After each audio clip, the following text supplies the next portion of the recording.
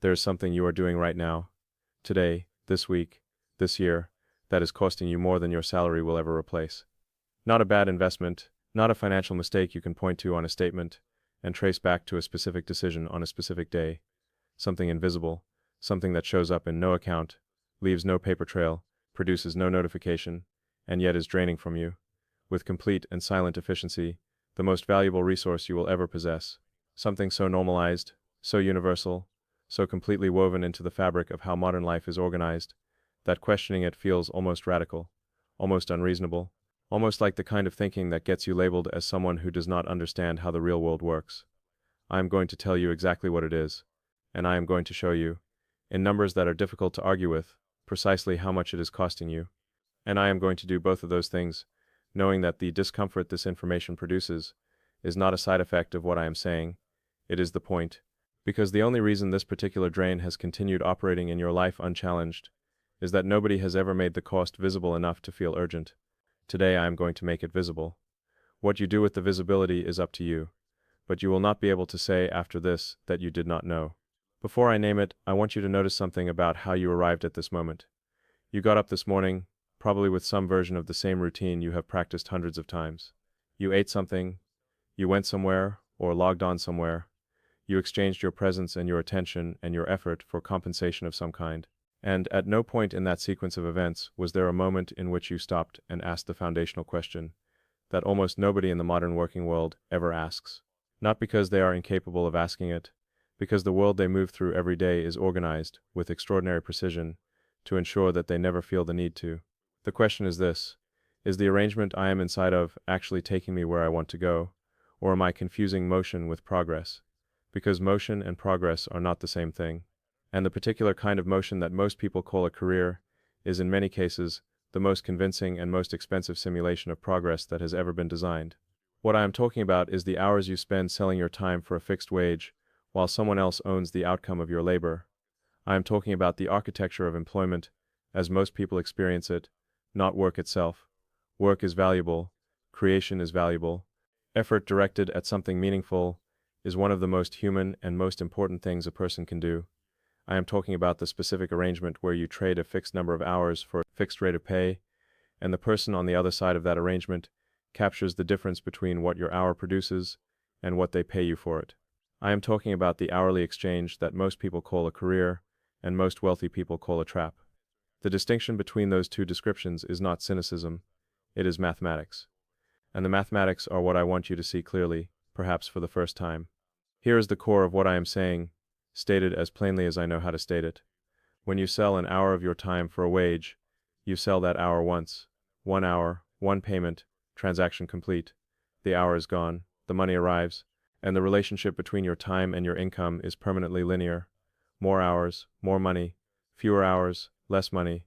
The ceiling of what you can earn is set by the number of hours you have, which is fixed, and the rate you can charge for each one, which grows slowly if at all. You are, in the most literal mathematical sense, capped.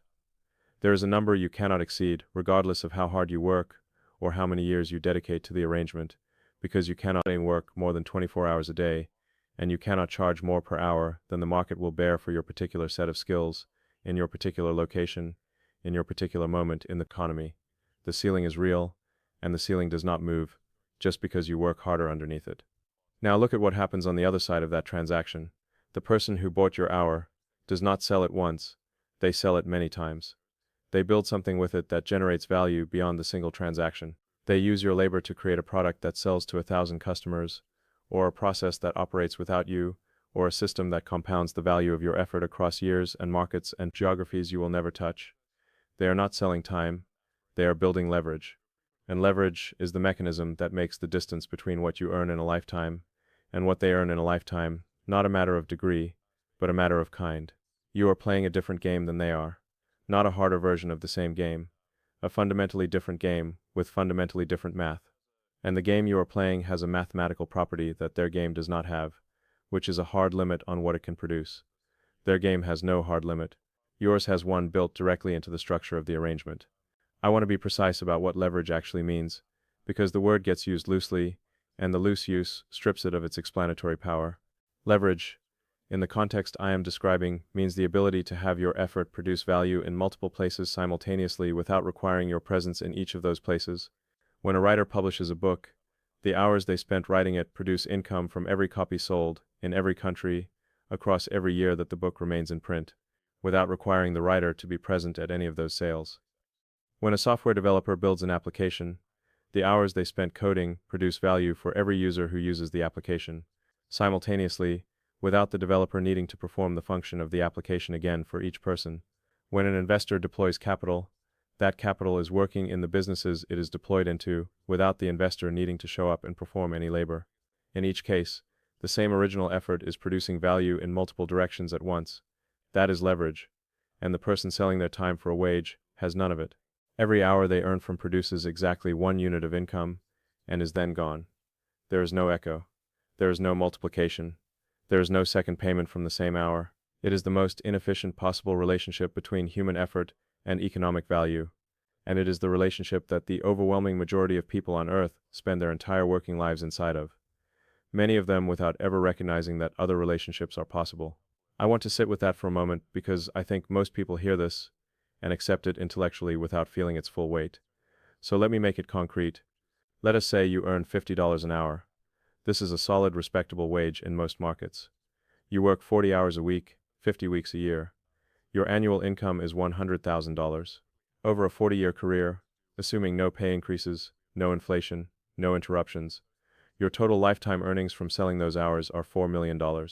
That sounds significant. That is your entire working life expressed as a single number, $4 million of time sold hour by hour across 4 decades. Now consider what happens to $100,000 invested at 7% annual return over 40 years. Not earned, invested, sitting in an index fund, untouched, compounding. That $100,000 becomes $1,400,000. 1.4 million from a single 100,000, deployed once and left alone. Now consider what happens if instead of investing a lump sum, you invest consistently, the way a salary earner can invest. If you invest $10,000 a year for 40 years at 7%, you accumulate over $2 million. Not from 40 years of work, from 40 years of deployment, of capital sent out to do what capital does when it is not eaten by consumption. And the $2 million at the end of 40 years is not the end of the story, because that capital, still deployed, continues to compound. It generates returns without you. It pays dividends while you sleep. It grows without your presence or your effort or your willingness to show up on Monday morning. That is the contrast. 4 million from 40 years of sold hours, which stops the moment you stop working, versus a growing, compounding, self-sustaining base of capital that continues after you stop, that you can live on without depleting it, that you can pass on. That represents not just accumulated labor, but a fundamentally different kind of economic participation. This is the cost of the hourly trap. Not just what you earn, what you could have been building simultaneously while you were earning it. Every hour you spent selling your time was an hour you were not building something that compounds. Every year you spent maximizing your salary was a year you were not building systems that generate returns without your presence. The opportunity cost of the arrangement is not a marginal thing. It is the difference between 2 completely different financial trajectories, maintained across the same number of years, producing outcomes so divergent that the people on each side of the gap eventually become unable to relate to each other's financial experience at all. Now I want to go deeper, because the trap is not just about the math. The math is the result. The trap is about something more subtle and more pervasive, which is the way the hourly arrangement shapes your thinking about what is possible, what is worth pursuing, and what kind of financial future is available to you. Because the trap is not only in your schedule, it is in your imagination. And the imagination trap is the one that holds you longest and costs you most.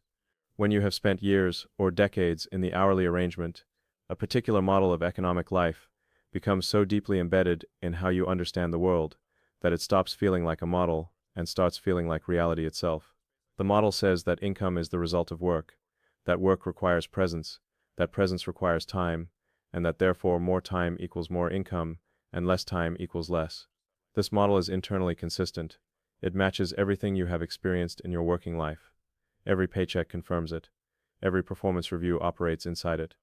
Every conversation about money with the people around you assumes it, and so it feels true. Not as a belief you chose, but as the structure of economic reality itself. But the model is not reality. It is one arrangement among several, and it is specifically the arrangement that is least favorable to the person doing the work.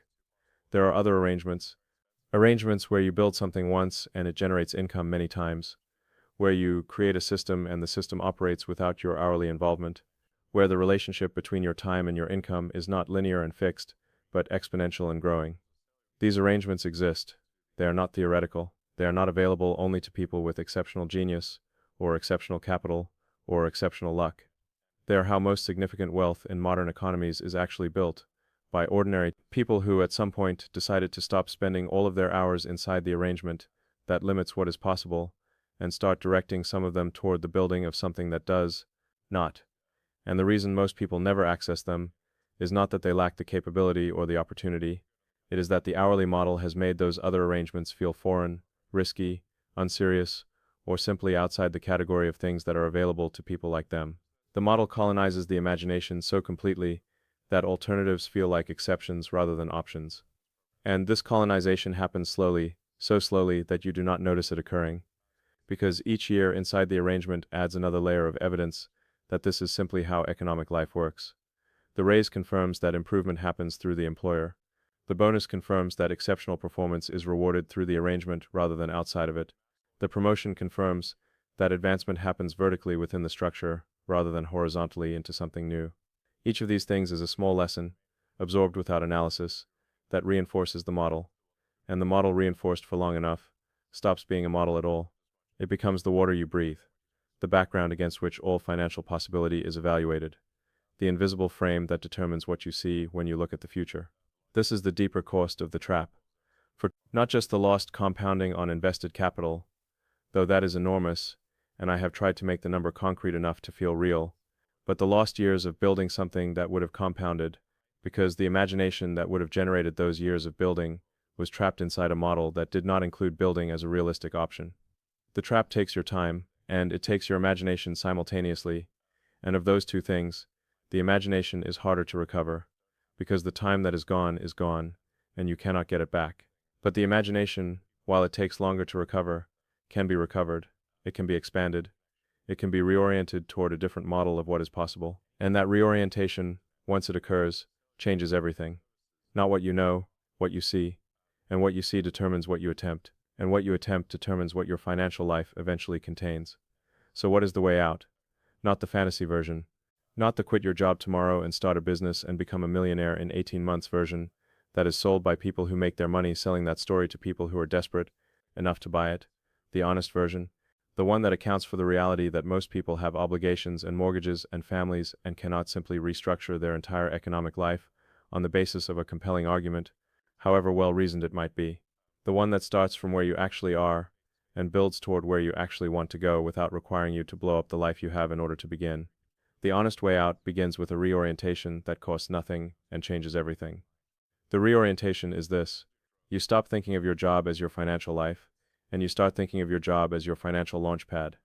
This distinction sounds semantic. It is not. It is architectural. The job as financial life model produces a specific set of behaviors. It produces maximum effort directed at advancement within the arrangement, because the arrangement is the whole game. It produces spending calibrated to the income the arrangement provides, because the income is the resource around which financial life is organized. It produces a mental model of financial improvement that runs entirely through raises and promotions and better positions within the structures, because the structure is the container of all economic possibility. When the job is the financial life, the job absorbs everything. Your best thinking, your best energy, your best hours, because it is, inside that model, the only place those things can produce a return. The job as launchpad model produces different behaviors entirely. It directs enough energy at the job to keep it functioning as a source of cash flow, which is its only true purpose in this model, while directing the remaining energy, the hours and the thinking and the capability that the arrangement does not own, toward the building happening alongside it. It produces spending calibrated not to the income available, but to the capital the building requires, which is typically less than the income provides, creating the surplus that funds the parallel effort.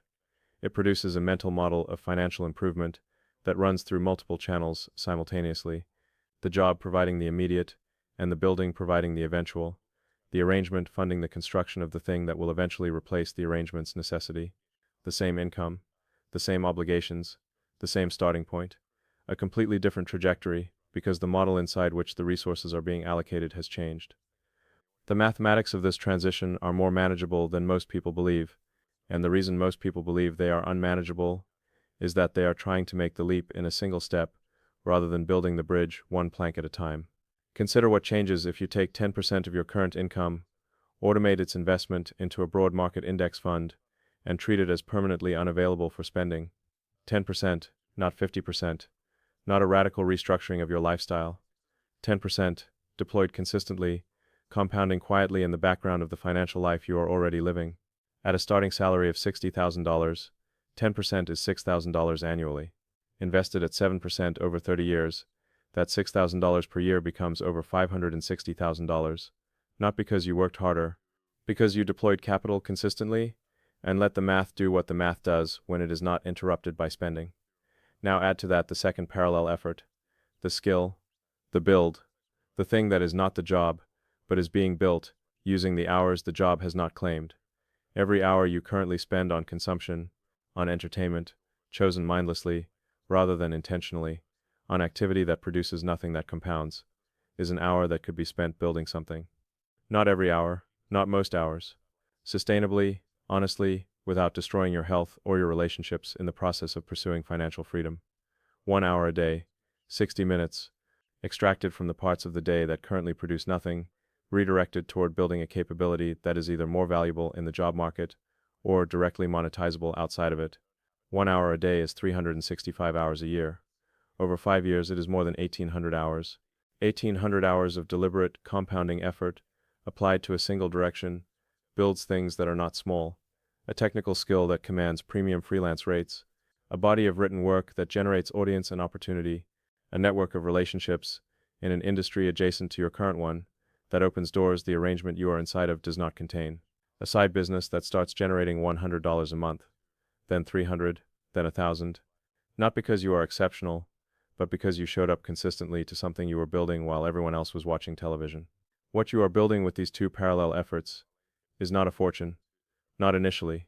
What you are building is options, the freedom to walk away from an arrangement that does not serve you, backed by assets that continue to generate value without your presence, and skills that give you alternatives to the single customer relationship you have been depending on. Options change everything, not because you will necessarily exercise them all, but because a person who has options negotiates differently, works differently, makes decisions differently, and ultimately builds a different financial life from the same starting income, simply because the model inside which they are operating has expanded to include the possibility of building something that compounds rather than only earning something that does not. I want to talk about one more dimension of this that is almost never discussed in financial content, because it is harder to quantify, but may be more consequential than any of the numbers I have offered. It is what the hourly trap does to your sense of financial possibility over time, because the trap does not just limit your income, it limits your vision. Every year spent entirely inside the arrangement narrows the field of what feels economically conceivable. The salary becomes the frame around which all financial thinking is organized. The raise becomes the mechanism through which improvement is imagined. The promotion becomes the path through which more is possible. And all of those things, raise and promotion and incremental improvement within the existing structure, are real and sometimes meaningful, but they are all bounded by the ceiling. They move you higher within the trap. They do not remove the ceiling. They improve your position while leaving the structure that limits your position completely intact. There is a version of this narrowing that is particularly insidious and particularly hard to see from inside it. It is what happens to your risk tolerance over time when you are entirely dependent on the arrangement for your economic survival. Risk tolerance is not a fixed personality trait. It is a function of your alternatives. A person who has no alternatives cannot afford to take risks, and the inability to afford risks means the inability to access the opportunities that only reveal themselves to people who are willing to step into uncertainty. The person entirely dependent on their salary cannot leave the arrangement to pursue something with higher upside, because leaving means losing the only income source they have. They cannot negotiate aggressively for better compensation, because the threat of leaving is not credible when it would be economically catastrophic to follow through on. They cannot turn down work that is misaligned with their values or their goals, because turning down work means reducing the only revenue stream their financial life is built on. The arrangement, in other words, does not just capture their time, it captures their agency. It removes the credibility of their own walkaway position. And a person who cannot credibly walk away cannot negotiate. And a person who cannot negotiate is permanently subject to the terms that someone else sets for the value of their time. This is the compound cost that nobody discusses. Not just the lost investment returns, not just the limited income ceiling, but the progressive erosion of the financial agency that would allow you to change the arrangement, because the deeper inside the arrangement you go without building anything alongside it, the more dependent you become on it, and the more dependent you are, the harder it is to take the risks that building requires. The trap compounds against you in this way just as investment compounding would have worked for you. The dependency deepens each year. The options narrow each year. The ceiling that felt temporary when you were 25 feels permanent when you are 45. Not because it became permanent, but because the years inside the arrangement removed the resources, the financial runway, the psychological willingness to accept short-term instability that would have been required to escape it. There is a dimension of this that I have not yet touched, and that compounds the cost further, and it is one that the tax code makes visible in a way that most people prefer not to look at directly. The tax system in almost every developed economy taxes wages at a higher rate than it taxes capital gains and investment income. When you sell your time and receive a salary, the government takes a significant portion before you see it, often 30, 40, sometimes 50% depending on your jurisdiction and your income level. When a dollar you own generates another dollar through investment returns, the government takes a much smaller portion, sometimes half as much, sometimes less. This is not a conspiracy, and it is not an accident.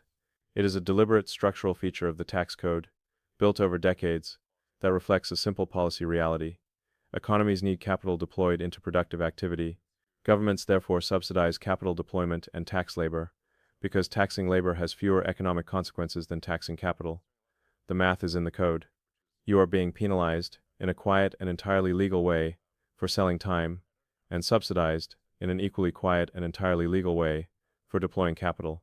The arrangement you are inside of puts you on the expensive side of both equations simultaneously. You sell time and pay the highest tax rate.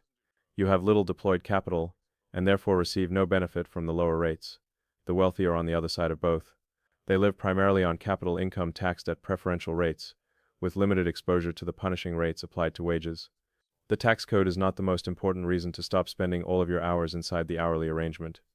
But it is a reason, and it is a reason that applies to every hour you spend there and every dollar of wage income you receive, making the effective cost of the arrangement even higher than the numbers I have already described. I want to close with the most important thing I can say about all of this, which is something about time, because time is what this video is actually about, even though I have spent most of it talking about money. Money is the evidence. Time is the thing being consumed. Every hour you spend inside the arrangement that does not build anything alongside it is an hour that moves in one direction only, not two directions. Not forward financially and forward temporally, just forward temporally, just through the calendar, contributing to the head count of your years without contributing to the architecture of your financial freedom. And the calendar does not reverse. The hours already spent inside the trap without building are already gone. They cannot be reinvested. They cannot be recaptured. But the hours ahead of you are not gone. They are still undirected. They still contain within them the possibility of a different allocation, a different model, a different trajectory than the one you have been following. And the value of those remaining hours is determined by what you decide to do with them. How many of them you protect from the arrangement's claim on your presence? How many of them you redirect toward the building that the arrangement will never reward you for? How many of them you spend in the parallel effort that, slowly and undramatically, and with none of the immediate satisfaction of a paycheck, builds the thing that will eventually make the arrangement optional? The hour you spend today inside the arrangement is costing you more than you will ever earn from it. Not because the wage is too low, because the hour is finite, and what you build with it is not.